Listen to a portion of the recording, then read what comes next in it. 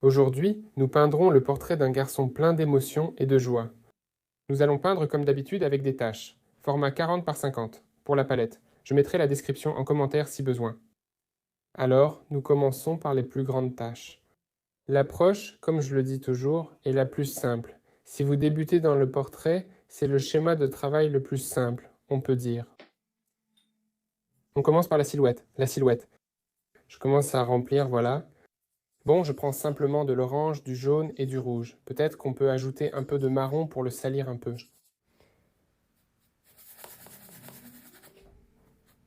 On voit bien, non? Oui, on voit. Voilà. Peu importe la nuance ici, ce n'est pas très important dans ce cas. On esquisse simplement la silhouette. Regardez, c'est très grossier, très brut au début. Il n'est pas nécessaire d'avoir des compétences particulières pour commencer ici.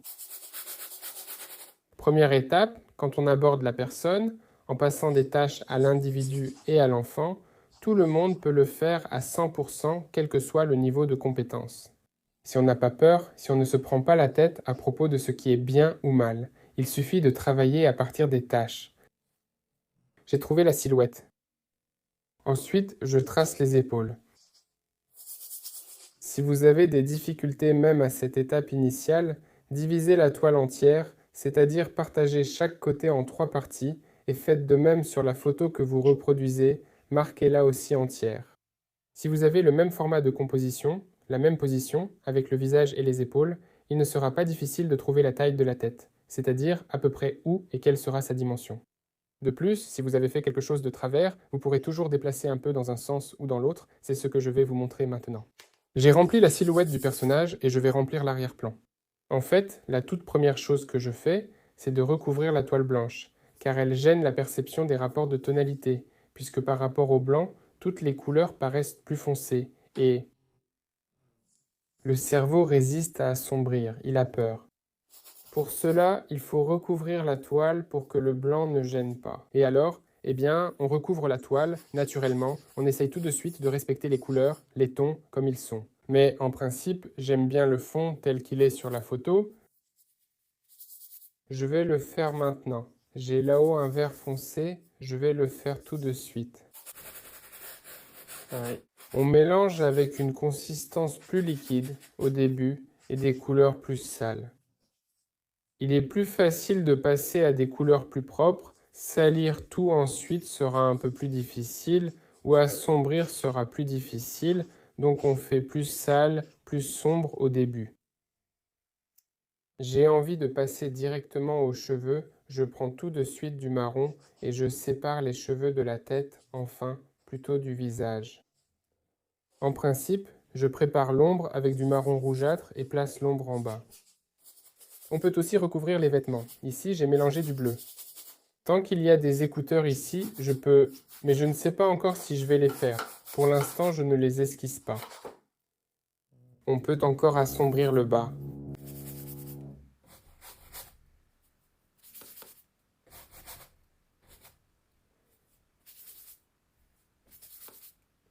Tout de suite.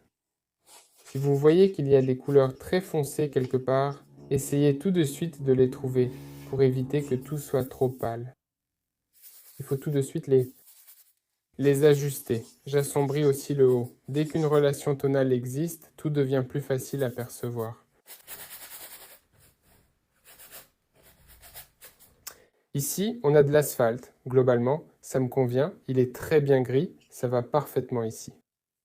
De la même façon, je prends simplement du blanc, un peu de notre mélange. Je vois que la teinte de gris est froide. J'ajoute du rouge pour réchauffer et on obtient notre couleur grise.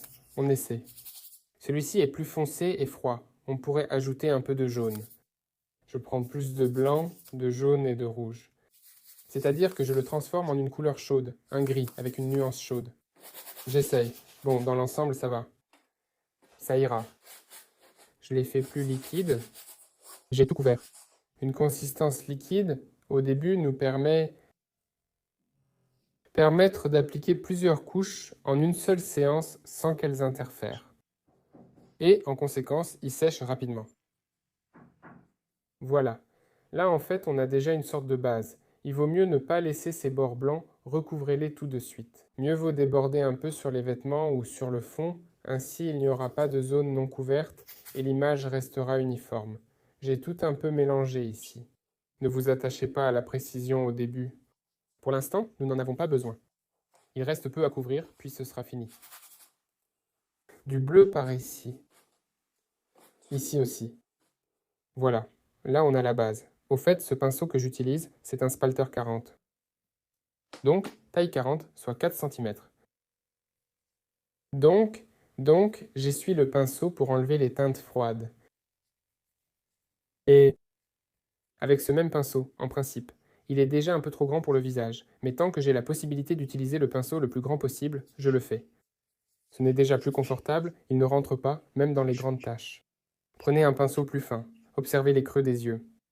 Si on regarde la tête, comment tout s'agence, comment vont nos proportions, de la racine des cheveux aux sourcils, à la base du nez puis au menton, la distance est similaire, sauf chez les enfants où cela diffère légèrement. Chez eux, la partie supérieure de la tête, soit le front et le crâne, est plus grande que le visage. Donc, regardez déjà selon votre référence où cela se situe à peu près. Voilà. Mais quand vous faites les orbites oculaires comme ça, comme de grandes lunettes, n'est-ce pas? Ici, c'est aussi très bien que l'ombre et l'éclairage soient bons, naturels. On remarque vraiment le volume naturel. Il est aussi essentiel d'avoir un bon éclairage. Si la lumière est mauvaise, vient de face ou de derrière, cela complique le travail et rend la perception du volume plus difficile. C'est pourquoi il vaut mieux utiliser une bonne référence pour l'apprentissage. Donc, on obtient les orbites des yeux.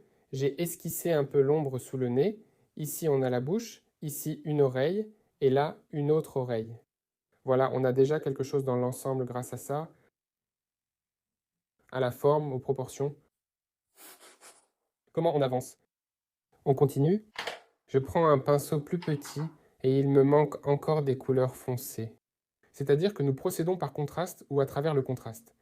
On identifie d'abord la teinte la plus sombre, puis la plus claire, et enfin la moyenne. Alors voilà, je n'ai pas assez de teintes foncées. Il est très important de les trouver avec la teinte la plus précise possible, encore une fois. Pour la forme aussi, je commence déjà, oui, à préciser. L'essentiel, c'est la teinte pour que nos volumes s'intègrent. Là, j'assombris un peu, et regardez, il commence déjà à prendre vie. On peut même esquisser les yeux. J'ai déjà les orbites. En termes de volume, elles me plaisent dans l'ensemble. Un grand front, un petit nez commence à apparaître. Regardez, il y a comme une lettre T au niveau du nez. Comparez cette lettre T. Quelle est sa longueur? Est-elle plus allongée, plus large, etc. Et si ça ressemble, on peut déjà préciser un peu. Donc là, je fais les yeux. Il y a aussi une légère inclinaison à ne pas oublier. Le visage est presque de face, vraiment de face. Il y a peut-être une légère inclinaison de ce côté, donc cette partie est un peu plus petite. Voilà, et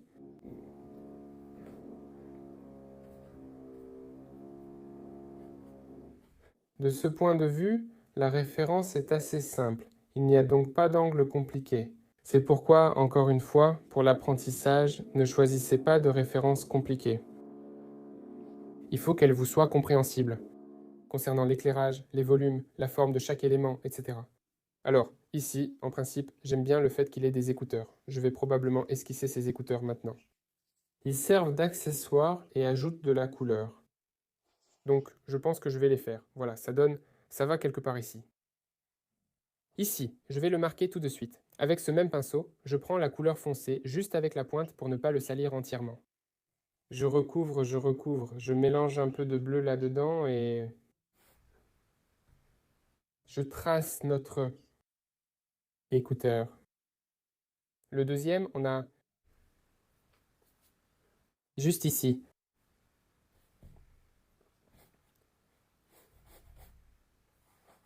Et ils sont vifs.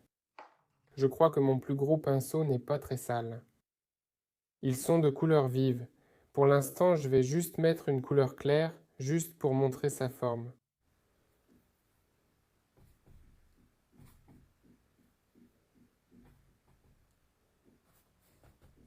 Voilà, j'ai juste donné une petite indication et c'est tout. Et puis en fait, j'aime bien aussi son sac à dos qui est de couleur marron. Ocre marron.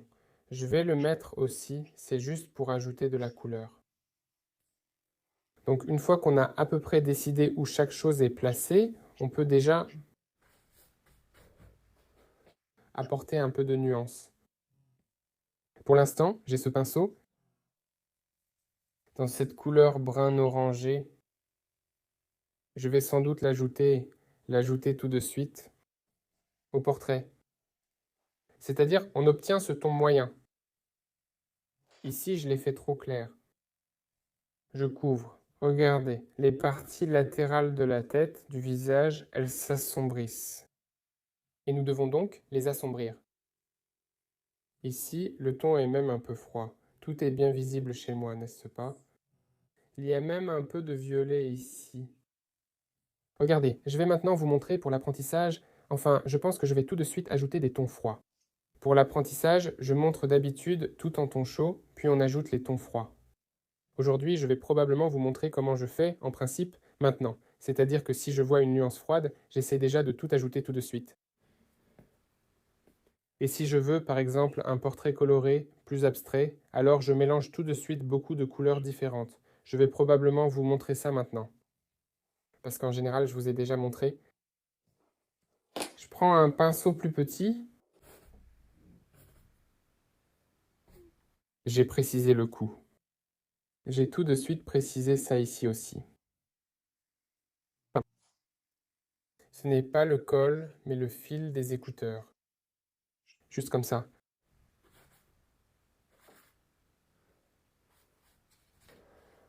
Voilà, il s'est à peu près mis en place. Ce pinceau-là me convient en taille, il est grand. Et maintenant, je vais préciser. Ah, faisons les parties les plus claires. Les parties sombres, on les a globalement faites. Faisons les parties les plus claires, elles sont restées claires depuis le début, comme vous le voyez. Nous devons les préciser leur valeur. J'ai mélangé cette couleur-là. Et celui-ci me convient. Le ton est vraiment bien. On peut même, de façon simplifiée, recouvrir presque tout ce qui doit être clair. Il passe très bien au niveau du ton en ce moment.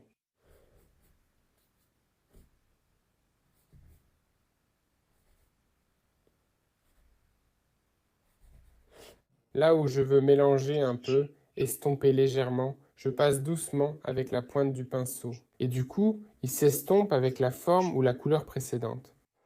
Cela me donne une couleur intermédiaire différente de celle sur le pinceau. Sous le pli nasogénien, on obtient une teinte plus froide. Là, j'ai ajouté un peu de nuance froide. Et cette même nuance froide se retrouve aussi ici. Regardez, il y a un petit soupçon ici et ici. Je les place tout de suite. Cette nuance froide, je l'avais ici. J'ai juste mélangé un peu de mon marron. Alors, ou d'autres, ici et ici. On travaille directement sur toute la toile. Pareil pour les cheveux à la lumière. C'est à peu près ce genre de teinte, c'est-à-dire plus terne que celle-ci. Il faut aussi les trouver tout de suite. Tire.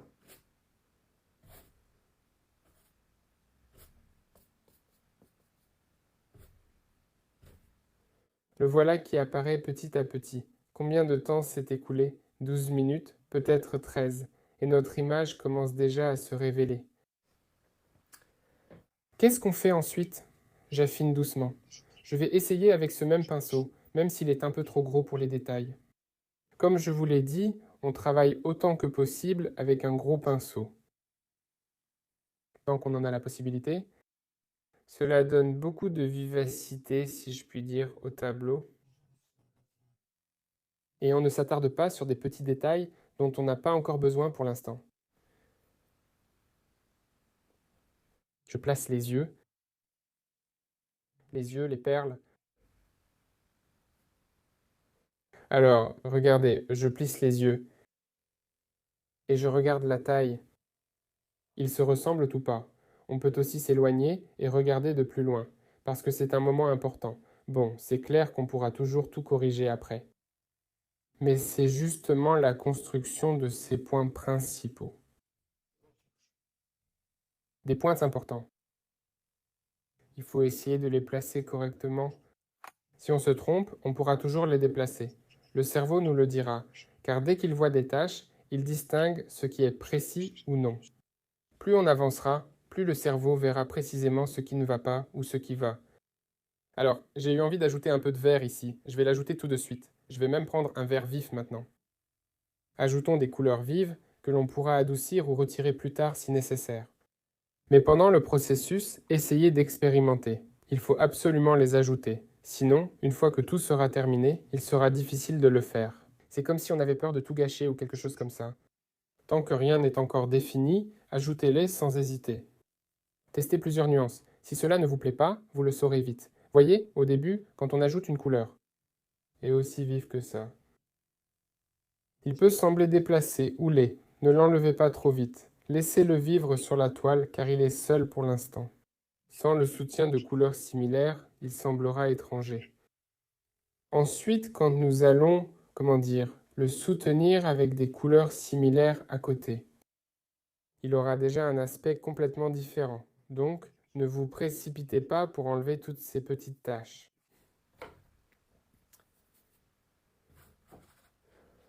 Voilà, c'est l'image. C'est bon, il est là. J'aimerais jouer avec les nuances. Ah, là, il manque vraiment du rose, quelque chose de vif.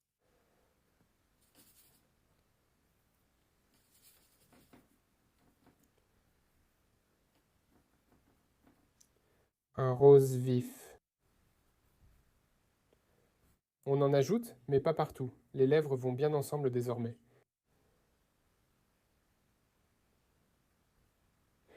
Pour les dents, je prends tout de suite un petit pinceau. N'utilise pas, oui, un gros pinceau.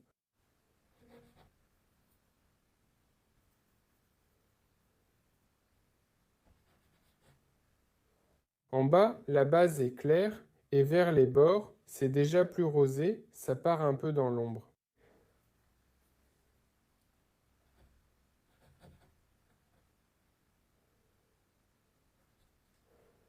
Ne vous attardez pas sur les détails, ils ne sont peut-être pas encore au bon endroit. Gardez à l'esprit qu'en travaillant par tâches, nous pouvons faire des erreurs. Oui, revérifions les formes générales et regardons l'ensemble pour voir la situation. Si vous vous en souvenez plus souvent, vous aurez moins à refaire. Il faudra de toute façon refaire progressivement, car il faut souvent déplacer quelque chose. Trouver tout de suite les dimensions exactes et parfaites, bien sûr, c'est possible, mais c'est vraiment une exception. Il a une légère inclinaison de la tête, que j'ai d'ailleurs un peu perdue. C'est normal, en fait, à chaque fois qu'on oublie un peu l'inclinaison, le cerveau commence à la corriger automatiquement. Là, on va l'ajuster un peu pour l'œil. Je relève celui-ci, j'abaisse celui-là, puis je relève encore celui-ci. Le sourire est aussi un peu incliné chez nous. Le petit nez est incliné.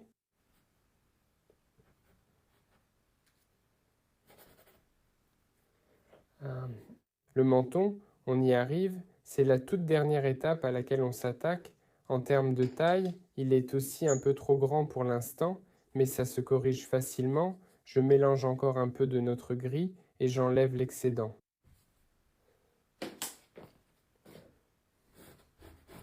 C'est normal, on déplace le menton sans cesse, c'est habituel. On en ajoute, on en enlève, on en ajoute, on en enlève.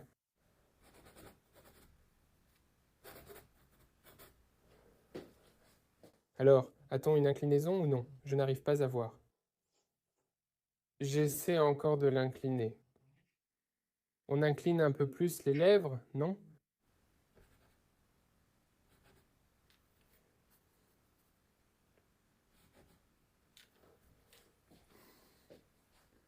Eh bien, ça nous donne aussi une image intéressante.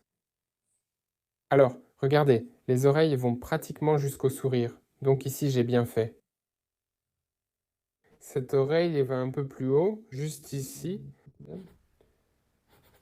Et elle se termine quelque part ici, voilà, et ici. Alors, moi d'habitude, les oreilles, eh bien, elles sont inhabituelles. Souvent, si je les oublie, elles sont plus grandes et généralement placées plus bas. C'est une chose très utile quand vous vous vérifiez pour éviter les erreurs. Oh, oh, oh. Vous en faites. Vous pouvez le faire via la tablette, vérifier, c'est-à-dire faire le contour de votre référence et superposer dessus votre dessin. Et quand vous faites cela, vous trouvez vos erreurs typiques. Vous vérifiez plusieurs fois et réalisez « Oh, je fais toujours les sourcils trop hauts ou bas ou le nez trop long ». Grâce à la vérification, vous corrigez progressivement ces erreurs car vous vous rappelez les avoir faites. Tout le monde pense « Voyons les oreilles, je les fais toujours trop grandes, cette fois je vais vérifier ». En les vérifiant régulièrement, cette erreur disparaît. Mais il ne faut pas se faire d'illusions, car à un moment donné, il peut vous sembler que c'est bon, que vous ne faites plus d'erreurs. Cette compétence de l'œil, c'est comme un muscle. Il faut l'entraîner constamment. Si vous ne vous entraînez pas pendant un certain temps, vous finissez par oublier un peu cette compétence, et il faut à nouveau la retrouver. Il ne faut pas croire que vous avez tout appris définitivement, et que vous saurez toujours le faire. Pour entretenir une compétence, il faut l'utiliser. Bon, eh bien, j'aime bien le résultat. Faisons tout de suite les yeux. Les yeux, les yeux. Ce gris, c'est la couleur que j'ai utilisée pour le fond, surtout pas du blanc. Oh, les yeux, regardez, ce n'étaient que des taches sombres, et là j'ai pris du blanc. On a même un peu de paupières inférieures. Voilà, on assombrit comme ça. On compare cette distance pour voir si le nez est bien en place ou non. Ça a l'air pas mal.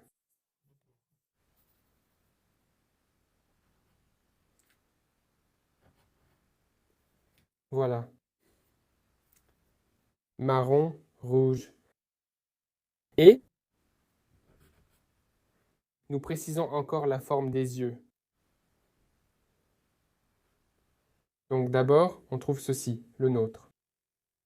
Oh. La pupille avec l'iris. Ensuite, les parties blanches, le globe oculaire, puis la paupière supérieure et inférieure, précisément.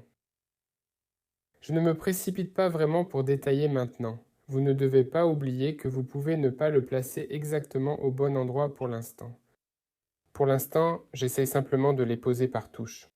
Bon, il est clair qu'il faut essayer de préciser certains points, mais il est très important de ne pas trop se concentrer sur les détails pour l'instant, parce qu'il se peut que les yeux ne soient même pas au bon endroit. Ça arrive, c'est tout à fait possible. Plus on va préciser, plus vite on verra à quel point c'est juste. Et, d'ailleurs, par exemple, mon oreille est à peu près à sa place, mais le cou, lui, passe presque sous la lèvre inférieure. C'est-à-dire quelque part par ici. Ce n'est plus le cou, c'est déjà ici.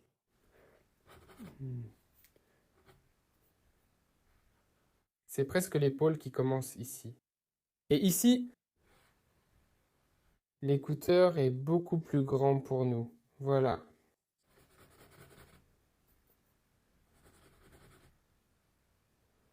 Là-bas, il y a aussi des cheveux derrière l'oreille, apparemment. Oui. En fait, pas apparemment, mais sûrement. Oui.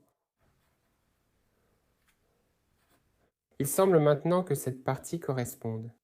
Jaune et blanc. On va la faire tout de suite. L'odeur, comment ça s'appelle, ce truc sur l'écouteur qui maintient l'écouteur lui-même. On peut d'ailleurs dessiner un peu comme ça tout de suite ce motif vif directement sur les écouteurs. On pourra peut-être le faire spontanément, on verra.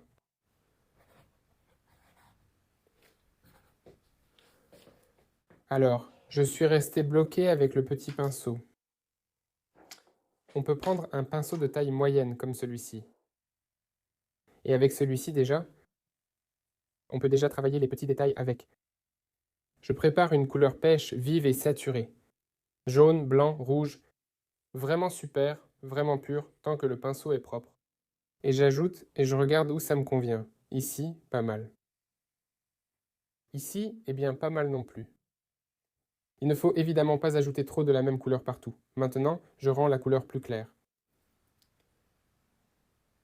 Et j'en ajoute encore. De cette façon, j'augmente encore les contrastes, les volumes. Comme ça, les yeux ne sont pas rapprochés. comme s'ils étaient un peu rapprochés. J'ai aussi ce truc, je fais souvent les yeux rapprochés. Ça aussi, il faut le vérifier. Les ailes du nez, elles manquent peut-être un peu de volume. Chez lui, c'est comme si... Ouverte. Ici aussi, c'est trop incompréhensible. La suite. Alors, oui, on va élargir un peu les yeux.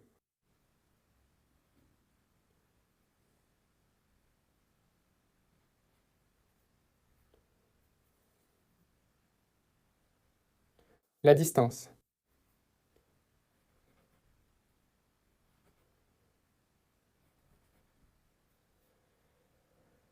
La distance jusqu'à la tête. Les cheveux aussi d'ailleurs, on peut encore les préciser un peu.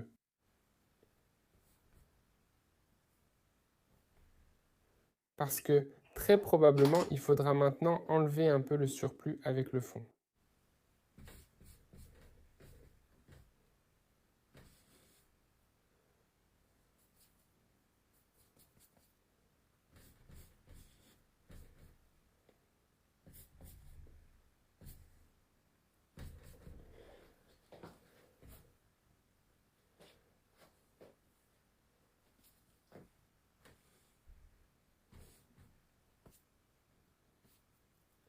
Quand on comprend qu'on a besoin d'une pause. Par exemple, nos yeux sont déjà fatigués.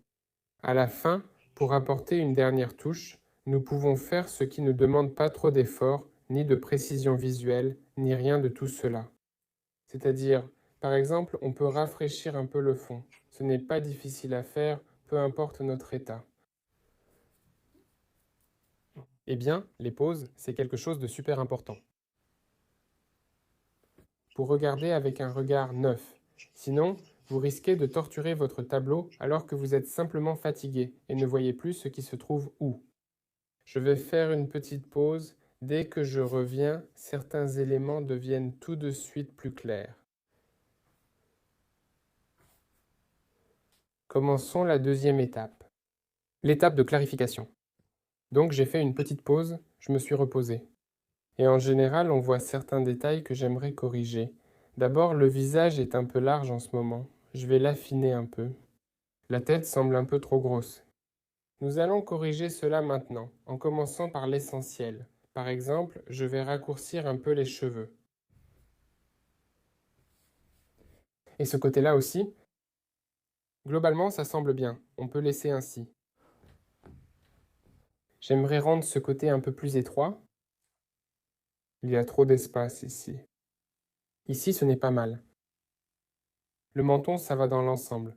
Faut juste mieux gérer les ombres. Mais là, il y en a un peu trop. On va corriger ça tout de suite. Ça marche. J'ai retrouvé la forme avec la couleur. On continue. Avec du gris. À peu près comme ça, on enlève. On continue. Et l'oreille ira plus loin. On y arrive tout de suite.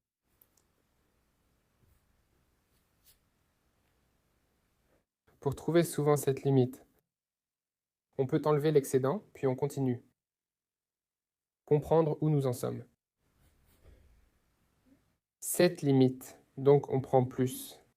On en fait plus que nécessaire. Et de cette façon, on comprend. Où se situera cette limite? Dans quelle plage? Bref, je commence à remplir un peu.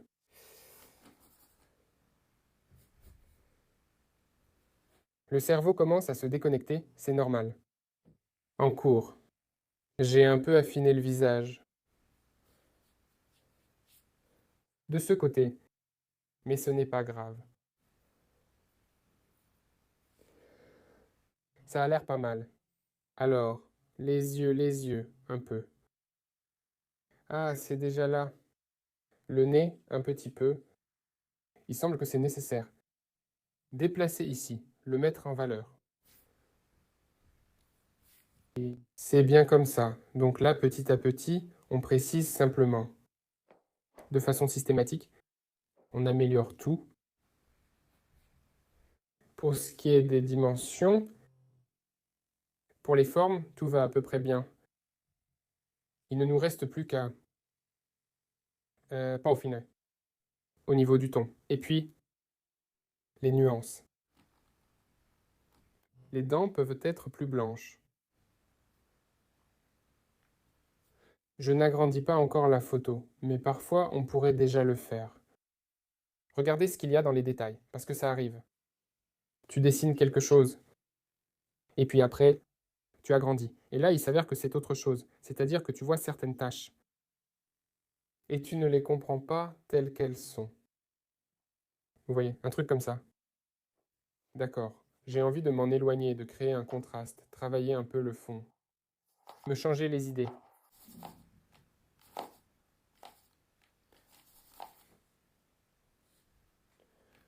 Belle couleur,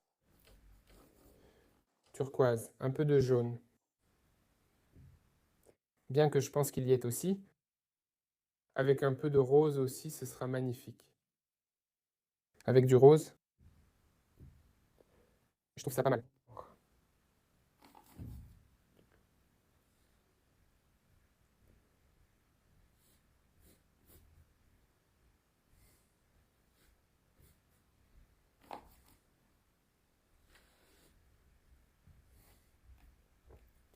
Je vais ajouter plus de bleu turquoise, juste autour, pour l'éclairer un peu.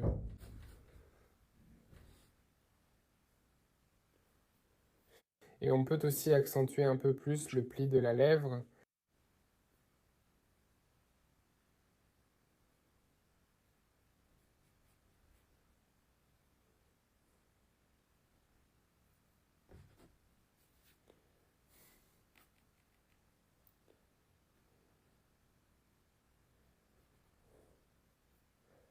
Déjà quelques-uns.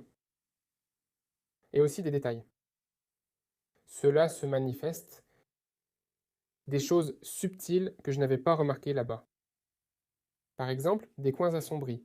Au niveau des lèvres, c'est très important.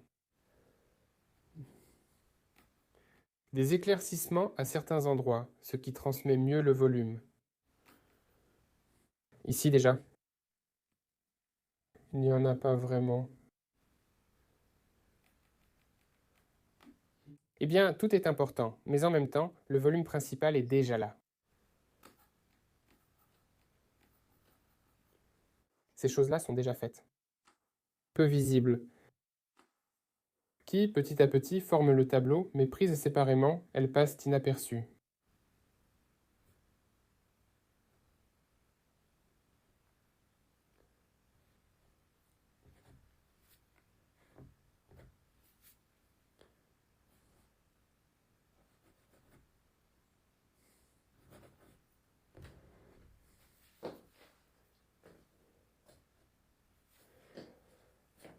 C'est ça.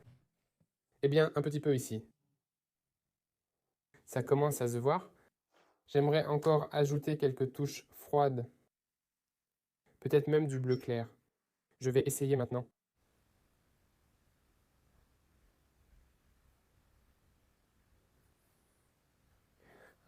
Pour l'instant, j'ai un petit pinceau. On peut déjà faire les formes vives de ces écouteurs. Les plus clairs. On dirait qu'il est devenu adulte d'un coup. C'est inattendu. D'accord. On ajoute encore des nuances. On peut ajouter du rouge, intégrer. Ces choses-là, je les fais de façon intuitive. Il y a un aspect pratique. Par exemple, le rouge marche toujours bien. Ça donne de la vie. Un portrait. Il y a les mêmes bleus que vous venez de voir. Différentes nuances qui fonctionnent souvent bien, mais parfois cela dépend du visage en question. De l'éclairage, ça arrive, comme maintenant, le vert sur le menton, comme ça rend bien. Je l'ai probablement fait d'une manière un peu plus douce. On peut aussi mettre quelque chose ici. De fait. Voilà, l'étape finale. Ça prend forme. J'ajoute maintenant les touches finales. Il m'arrivera d'estomper ou de préciser. On peut utiliser une spatule, par exemple. Faire quelque chose comme ça pour créer un peu des tâches faites à la main. Pour que tout ne soit pas si uniforme. Presque tout est trop propre. Et simple. Pouah, on peut accentuer avec un couteau à peindre. Sur le fond, nous avions un beau gris chaud. Maintenant, j'en fais un. Bonne couleur.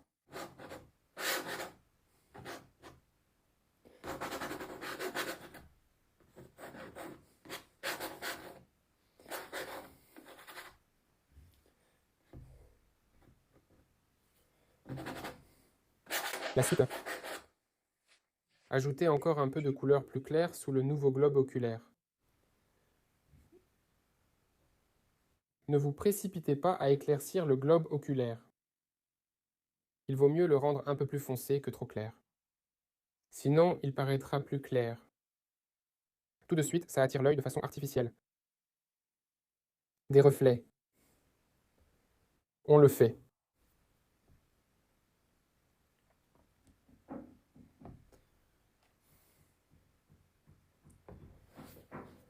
Trop fort. Avec le doigt, un peu. J'enlève le surplus. Je vais encore ajouter un peu de cheveux orange. Les zones de transition entre lumière et ombre.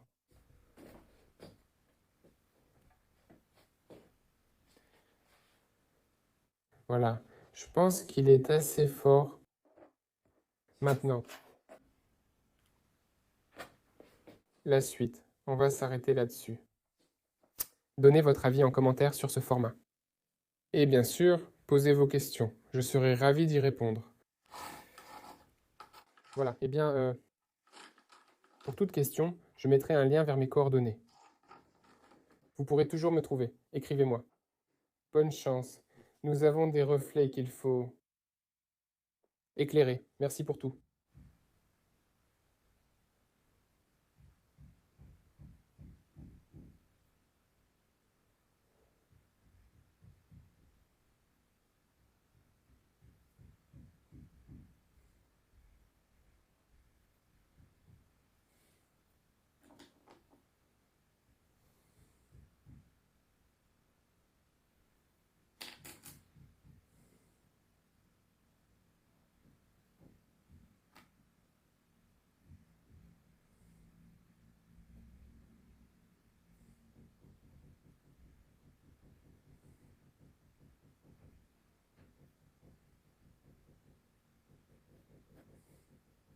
En gros, voilà, j'ai ajouté un peu de lumière par endroit, là où j'en avais envie. Pas mal, hein? Bon, cette fois, c'est vraiment fini. Je vous souhaite à tous beaucoup de succès créatif.